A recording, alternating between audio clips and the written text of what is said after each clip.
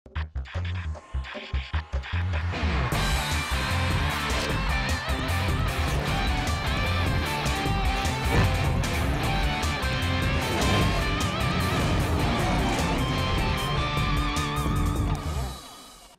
আমন্ত্রণ খেলাধুলা নিয়ে ইন্ডিপেন্ডেন্ট টেলিভিশনের নিয়মিত আয়োজন যত খেলায়। সাথে আছি মোহাম্মদ নাজিম। শুরুতেই জানাবো শিরোনাম। দর্শক শূন্য স্টেডিয়ামে পর্দা উঠল টোকিও অলিম্পিকের। করোনাকালে এক পৃথিবীর আহ্বান, বাছাই পর্বে রোমান দিয়ার ভালো শুরু।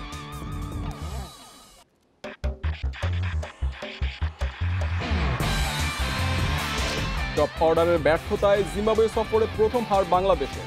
দ্বিতীয় টি-20তে 23 রানে হারল টাইগাররা।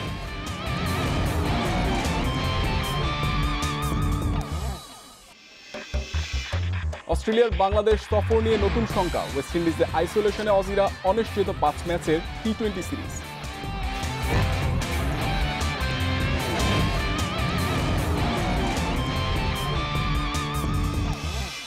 বাফুফের অনাগ্রহে সাফ চ্যাম্পিয়নশিপ হচ্ছে না বাংলাদেশে। নতুন ভেন্যুতে অক্টোবরে প্রথম সপ্তাহে আসর শুরুর সম্ভাবনা।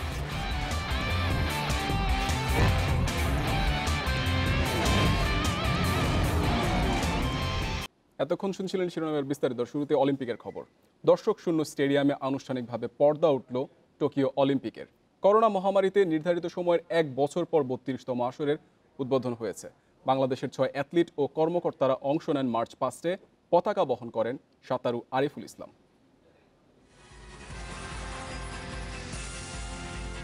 অপেক্ষার অবসান, ক্ষণগণনা শেষে শুরু আনুষ্ঠানিকতা। বিশ্বব্যাপী করোনা মহামারীতে হারানোদের প্রতি শ্রদ্ধা নিবেদন শেষে স্টেডিয়ামে প্রবেশ করে অলিম্পিকের ঐতিহ্যবাহী 5টি রিং। 1964 টোকিও অলিম্পিকের সময় অ্যাথলিটরা যে গাছ রোপণ করেছিলেন তা থেকেই তৈরি হয়েছে অলিম্পিক বৃত্ত। এরপর একে একে স্টেডিয়ামে প্রবেশ করেন অংশগ্রহণকারী অ্যাথলিটবৃন্দ। মুখে মাস্ক লাগিয়ে মার্চ পাস্টে সবার আগে ছিল গ্রিস, যারা অলিম্পিক গেমসের প্রথম আয়োজক। এরপর অলিম্পিক্সের রিফিউজি দল, আর সবশেষে আসে স্বাগতিক জাপান। সব মিলিয়ে 260টি দেশ এবারের আসরে অংশ নিচ্ছে। বাংলাদেশের পতাকা বহন করেন সাঁতারু আরিফুল ইসলাম। তার সাথে শুটার আব্দুল্লাহ হেল বাকি, 2 আর্চার রোমান দিয়া সহ বাংলাদেশের ছোট্ট বহর গ্রেটেস্ট শন আর্থে লাল সবুজের গর্ব ঐতিহ্য তুলে ধরে। বাংলাদেশের নাম আরও একবার বিশ্ববুকে উচ্চারিত হয় নোবেল বিজয়ী অধ্যাপক মোহাম্মদ ইউনুসের অলিম্পিক লরেল সম্মাননা জয়ের মধ্য দিয়ে। টোকিও আসরের জন্য শুভকামনা জানান তিনি।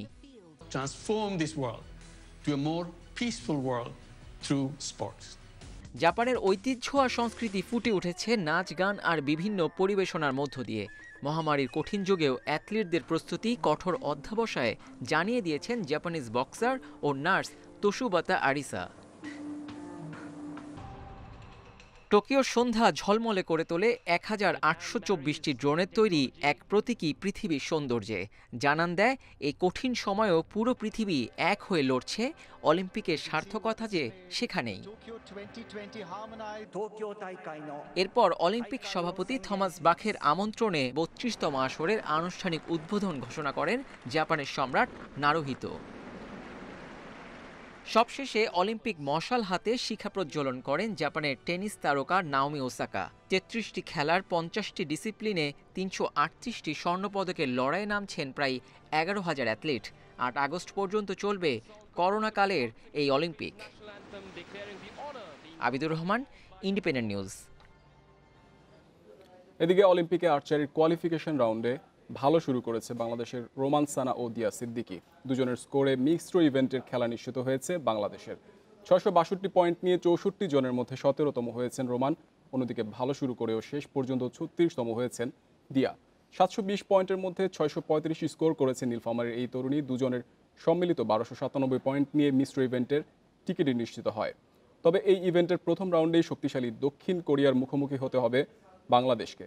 একক এলিমিনেশন রাউন্ডে 27 জুলাই রোমানের প্রতিপক্ষ যুক্তরাজ্যের টম হল আর দিয়া খেলবেন বেলারুশের দিও মিনস্কায়ের বিপক্ষে। এর আগে কাল মিশ্র ইভেন্টে মূল পর্বে লড়বেন দুজন।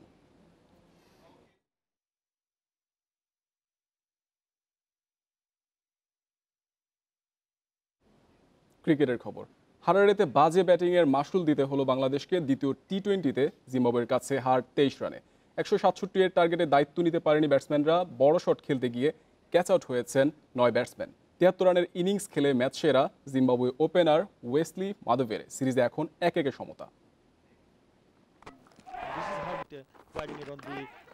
Offside getting innings. Problem was they just kept on losing wickets. There you go, Wellington. 167 এর টার্গেট সহজ নয়, তাই বলে এমন দায়িত্বজ্ঞানহীন ব্যাটিং। আগের দিন যারা করেছিলেন প্রশংসা, তাদের মিথ্যা প্রমাণিত করাই যেন শেষ কথা টাইগার ব্যাটসম্যানদের জন্য। হতাশার দিনে ভাগ্যও ভুলেছে সমর্থন দিতে, না হলে এই বেল কিভাবে বাতাসে নড়ে? সিকান্দার রাজা মাসাকাদজারা কিভাবে এমন দুর্ধর্ষ বোলার বনে যায়?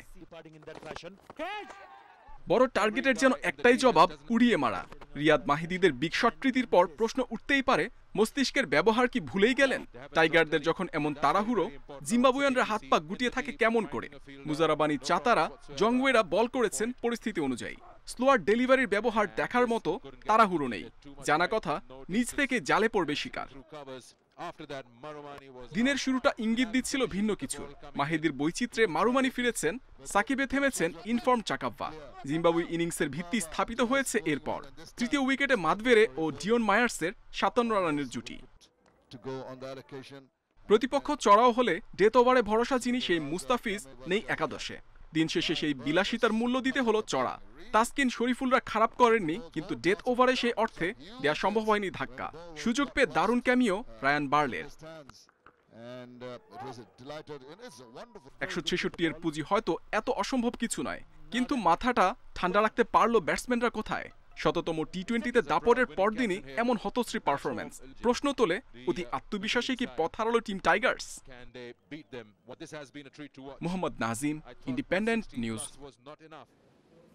প্রথম টি-20তে 8 উইকেটের দাপুটে জয়ের পর দ্বিতীয় ম্যাচে হারের হতাশা, আত্মতুষ্টিতে ভুগে পথ হারায়নি বাংলাদেশ, বলছেন অধিনায়ক মাহমুদুল্লাহ রিয়াদ। বাজে শুরুর পর আর ম্যাচে কামব্যাক করা সম্ভব হয়নি। পরিকল্পনা অনুযায়ী খেলতে না পারাতেই ম্যাচ থেকে ছিটকে গেছে টাইগাররা, বলেছেন টি-20 অধিনায়ক। আমার মনে হয় না আমাদের ওই ধরনের অ্যাটিটিউড ছিল মাঠে, যে আমরা আত্মতুষ্টিতে ভুগছি কিনা। আমার মনে হয় আমরা এই ম্যাচের জন্য ফোকাস ছিলাম এবং ভালো করার জন্য প্রত্যয়ী ছিলাম, কিন্তু আনফর্চুনেটলি হয়তো বা আমাদের প্ল্যানগুলো আমরা ঠিকমতো এক্সিকিউট করতে পারিনি, তো এই কারণে হয়তো বা আমরা ম্যাচটা হেরেছি।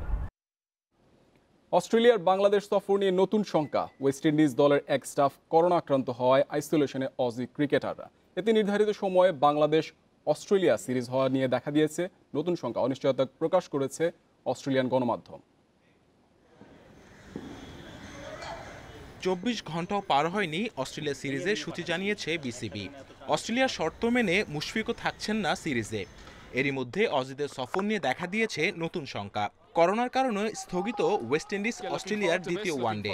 একই সাথে অস্ট্রেলিয়ার বাংলাদেশে আসা নিয়ে তৈরি হয়েছে সংশয়। উইন্ডিজের এক স্টাফ কোভিড পজিটিভের খবরে স্থগিত হয় ম্যাচ। এরপরই আইসোলেশনে পাঠানো হয় দুই দলের ক্রিকেটারদের। জৈব সুরক্ষা বলয়ে করোনা ছড়িয়ে পড়ায় অজিদেরও আক্রান্ত হওয়ার সম্ভাবনা বেড়েছে। সেক্ষেত্রে বাংলাদেশ সফর নিয়ে তৈরি হয়েছে অনিশ্চয়তা। অস্ট্রেলিয়ার কয়েকটি গণমাধ্যমের দাবি, করোনার কারণে স্থগিত হয়ে যেতে পারে 5 ম্যাচের টি-20 সিরিজটি। সিডনি মর্নিং হেরাল্ড ও দ্য অস্ট্রেলিয়ান জানিয়েছে, অস্ট্রেলিয়ার বাংলাদেশ সফর বাতিল হয়ে যাওয়ার ঝুঁকি রয়েছে। এবারের বাংলাদেশ সফরে মেলা শর্ত জুড়ে দিয়েছে ক্রিকেট অস্ট্রেলিয়া। কোভিড পরিস্থিতিতে এক বিন্দুও ছাড় দিতে নারাজ সিএ। ঠাসা সূচিতে 7 দিনের মধ্যে শেষ করতে হবে 5 ম্যাচ। ক্রিকেট অস্ট্রেলিয়ার শর্ত মেনে এক ভেন্যুতে হবে দিবারাত্রির সব ম্যাচ। তবে শুরুর সময় এখনও চূড়ান্ত হয়নি। শঙ্কা দেখা দিলেও বিসিবির প্রত্যাশা, নির্ধারিত সূচি অনুযায়ী মাঠে গড়াবে সিরিজের সব ম্যাচ। বাংলাদেশের জৈব সুরক্ষা বলয়ে বেশ কড়াকড়ি থাকায় সফর নিয়ে আশাবাদী Bangladesh cricket board. West Indies series শেষ করে 29 জুলাই ঢাকায় আসার কথা রয়েছে অস্ট্রেলিয়ার। 3 দিনের কোয়ারেন্টাইন শেষ করে 2 আগস্ট অনুশীলন করবে অ্যারন ফিঞ্চের দল। 5 ম্যাচ সিরিজের প্রথম টি-20 3 August. Kamrul Hasnat, independent news.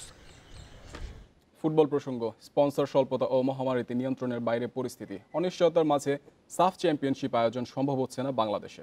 শুক্রবার সাফের দেশগুলোর সাথে ভার্চুয়াল সভায় এমন আলোচনা হয়েছে জানিয়েছেন সাধারণ সম্পাদক আনোয়ারুল হক হেলাল। আগস্ট থেকে পিছিয়ে অক্টোবরে নেওয়া হয়েছে আসর। আগ্রহ দেখিয়েছে ভারত, নেপাল ও মালদ্বীপ।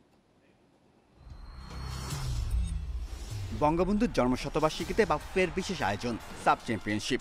30 আগস্ট মাঠে গণনার কথা থাকলেও করোনা সংক্রমণের ঊর্ধ্বগতি, স্পন্সর সংকটের কারণে টুর্নামেন্ট আয়োজন থেকে সরে এসেছে বাফুফে। তারা আমাদেরকে জানিয়েছে যে তাদের পক্ষে এই বছর মানে এই সাফ চ্যাম্পিয়নশিপ করার জন্য তার করা সম্ভবপর হচ্ছে না। করোনার কারণে গেল বছর সাফ চ্যাম্পিয়নশিপ হয়নি। এবার বাংলাদেশ আয়োজনে অপারগ, শঙ্কার মুখে প্রতিযোগিতার ভবিষ্যৎ। তবে এখনই আশা ছাড়ছে না। এরই মধ্যে সাফ আয়োজনের জন্য মৌখিকভাবে আবেদন করেছে ভারত, নেপাল ও মালদ্বীপ।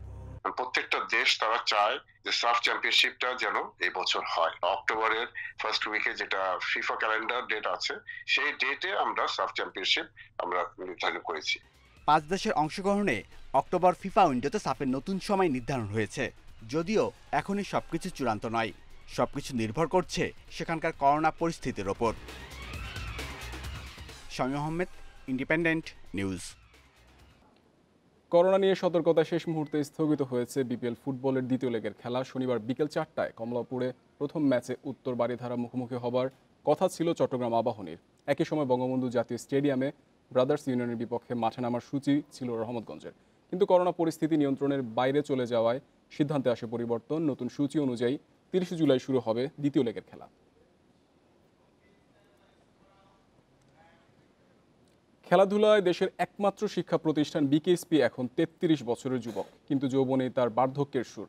সাফল্য ব্যর্থতার হিসেব কষতে গিয়ে আক্ষেপ আর হতাশার পরিমাণে বেশি। প্রতিভাবানদের হারিয়ে যাওয়া রুখতে এইচএসসির পরও বিকেএসপিতে অনুশীলন সুবিধা রাখার পরিকল্পনা মহাপরিচালকের।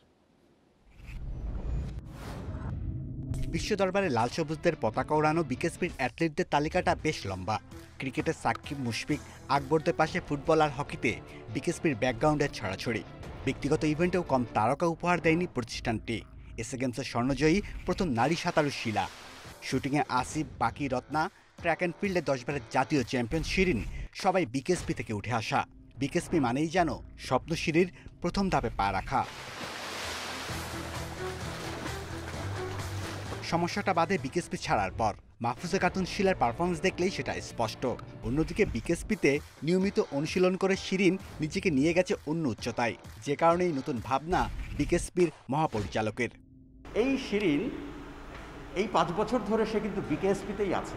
সে তার ধারাবাহিকতা বজায় রেখেছে এবং লাস্ট 11 বার সে কিন্তু চ্যাম্পিয়ন হয়েছে, বাংলাদেশকে প্রতিনিধিত্ব করার মতো একটা জায়গায় পৌঁছে গেছে। এটা সুযোগ হয়েছে শুধুমাত্র বিকেএসপিতে থাকার কারণে। এ যদি আজকে ইন্টারমিডিয়েট পাস করার পরে বিকেএসপি থেকে চলে যেত, তাহলে হয়তোবা তার এই প্রতিভাটাকে সে ধরে রাখতে পারতো না। বিকেএসপির প্রতিভাবান অনেকেই হারিয়ে যায়। ফেডারেশনের পরিকল্পনাহীন পথ চলায়, যে কারণে বিকল্প চিন্তা। যাদেরকে আমরা হাই পারফরমেন্স টিম হিসাবে দেখতে চাই, তাদেরকে, যেমন শুটিং ফেডারেশনের হাই পারফরমেন্স টিম, তাদেরকে আমরা ওখানে নিয়ে আসবো, ক্লোজ করব। ফুটবলের এই ধরনের হাই পারফরমেন্স টিম, তাহলে আমরা বিকেএসপিতেই এরকম একটা ভিলেজ তৈরি করে তাদেরকে প্র্যাকটিস দেওয়ার ব্যবস্থা করব, রূপ দিতে পারি। তাহলে হয়তো আমাদের এই জায়গার যে দৈন্যতা আছে সেটা ঘুচে যাবে। শুধু পরিকল্পনাই নয়, এর সঠিক বাস্তবায়নে বাড়বে অ্যাথলিটদের পারফরমেন্স। আন্তর্জাতিক অঙ্গনে উজ্জ্বল হবে দেশের ভাবমূর্তি। Shamim Ahmed, independent news, Dhaka. European দল বদলের খবর। বার্সার নতুন ফরওয়ার্ড মেমফিস ডিপেকে পরিচয় করিয়ে দেওয়ার অনুষ্ঠানে মেসির সাথে চুক্তি নিয়ে কথা বলেছেন হুয়ান লাপোর্তা। বার্সেলোনা সভাপতি জানালেন দ্রুতই সুসংবাদ পেতে পারেন ভক্তরা। অন্যদিকে পিএসজিতে ফিরলেও চুক্তি নবায়নের ব্যাপারে আগ্রহ দেখাননি কিলিয়ান এমবাপে। চলতি মৌসুমে দল গঠনে বেশ সরব বার্সেলোনা। সার্জিও আগেওরের পর ডাচ ফরওয়ার্ড মেমফিস ডিপেকে আনুষ্ঠানিকভাবে দলে পেয়েছে কাতালান জায়ান্ট। এবার মেসির সাথে চুক্তির পালা। খুব দ্রুতই ভক্তদের আনন্দের সংবাদ দিতে চান ক্লাব সভাপতি হুয়ান লাপোর্তা। সবকিছু ঠিকমতোই এগোচ্ছে। নতুন চুক্তির ব্যাপারে আমরা দুপক্ষই সন্তুষ্ট। খুব তাড়াতাড়ি একটি ভালো খবর দিতে পারবো, যার জন্য আমরা সবাই কাজ করে যাচ্ছি। এ ছিল আজকের যত খেলা। ইন্ডিপেন্ডেন্ট টেলিভিশনের সব খবর আরও বিস্তারিত জানতে চোখ রাখুন ফেসবুক, ইউটিউব ও টুইটারে। আমন্ত্রণ পরের আয়োজন।